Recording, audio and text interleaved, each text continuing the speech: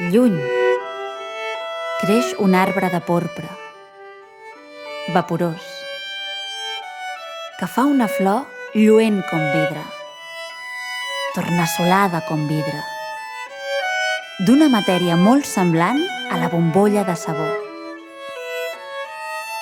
Ni els estranys corrents de l'amor, ni l'aigua en el punt de la set, és a dir, res d'aquest món, no es pot comparar al plaer que regala mirar la flor.